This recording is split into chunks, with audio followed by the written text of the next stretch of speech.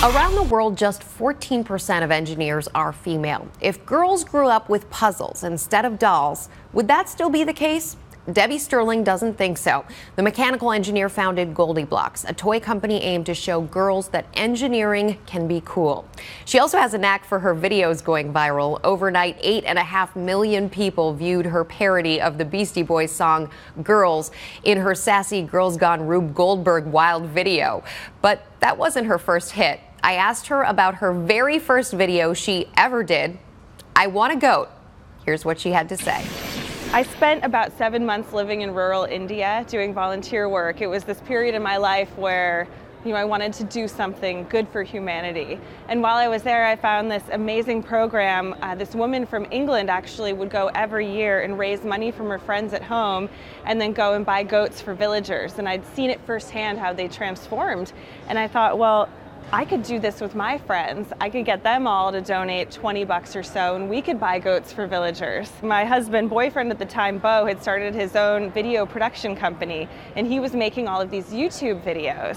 And we thought, well, what if we had some fun with this and made a YouTube video of these villagers kind of rapping I want a goat. And we made the video, and we also made this website where you could donate a goat for $20, but then you could add accessories and bling it out with like Manolo Blahniks and Ugg boots and a mohawk for extra money. And we ended up raising over $30,000. Then you come up with tech toys for girls and educational toys for girls and create another video that goes viral. Girls, you think you know what we want, girls. So it's in your DNA to do these viral videos. Well, the thing is that when I had first came up with the idea for GoldieBlox, I just thought it was so obvious. One of those ideas that's so simple, how does it not exist? And when I made my first prototype and I showed it to people in the toy industry, they all said it wasn't going to sell. And the traditional way that normally a toy company starts is you make a minimum run, you sell it into the local toy stores, and you go from there. But I knew that wasn't going to work for me, and so that's when I decided to crowdfund it. What do you say to those people who said it wouldn't work?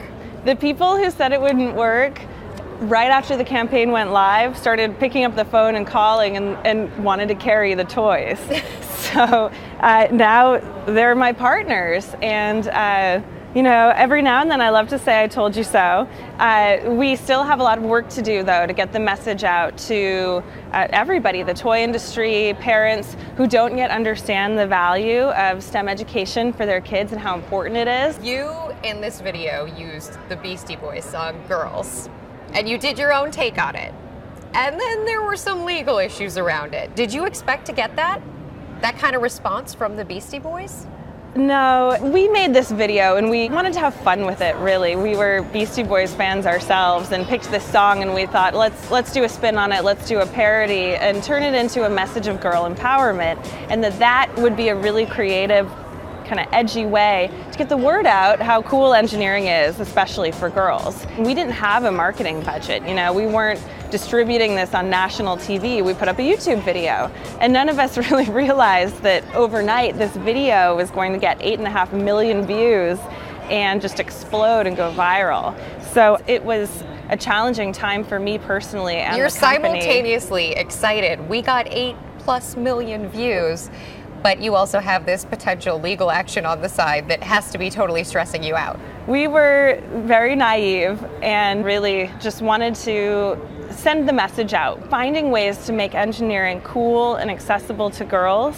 Bottom line is, what we're all about. I think you got the message out even more. I really do. I think more people focused on the story because of the controversy than if there wasn't. So on some levels, it was a blessing in disguise. Well, we certainly weren't expecting it and certainly didn't want it, but, at the end of the day, we ended up settling and giving a donation to charities that promote STEM education for girls. So everyone won. Everybody won.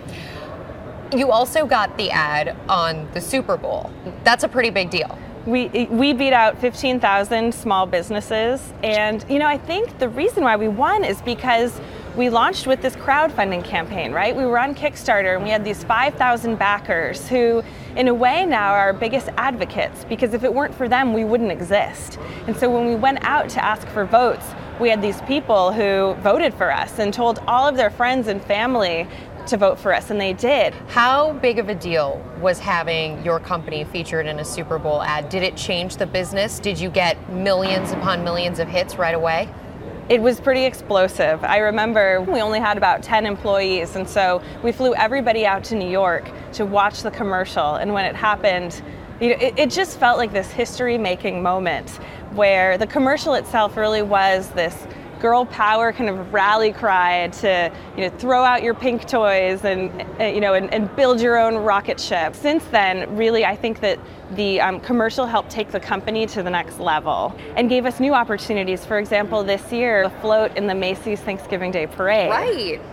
How did you choose that? We were trying to come up with how do we make engineering cool and accessible to girls. Similarly, parade floats are engineering marvels. Growing up, I always dreamed of becoming the princess waving on the float. Well, this is our opportunity to create a float where every girl could look at it and maybe not just dream of becoming the princess on the float, but building her own float. So much of your focus has been getting girls more interested in technology, engineering, mathematics, all of these fields that females are genuinely underrepresented in.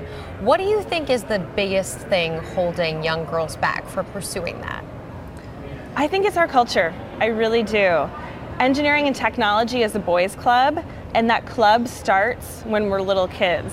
There are characters like Bob the Builder, Handy Manny, Sid the Science Guy, Jimmy Neutron. I mean, the list goes on and on. Engineering and science is for these boy geniuses. So from a young age, when you're kind of developing your identity of what a little girl is and what she should be interested in, I mean, those topics, they just don't show up. And I think that that's where GoldieBlox can step in and change that conversation early on. Thank you so much for joining us for Real Biz. We want to hear from you. Is there a special woman in your life that is giving back to your community? Tell us about her. Like us, tweet us at Rebecca Jarvis, and comment below. And from the studios in New York City, I'm Rebecca Jarvis. Have a great day.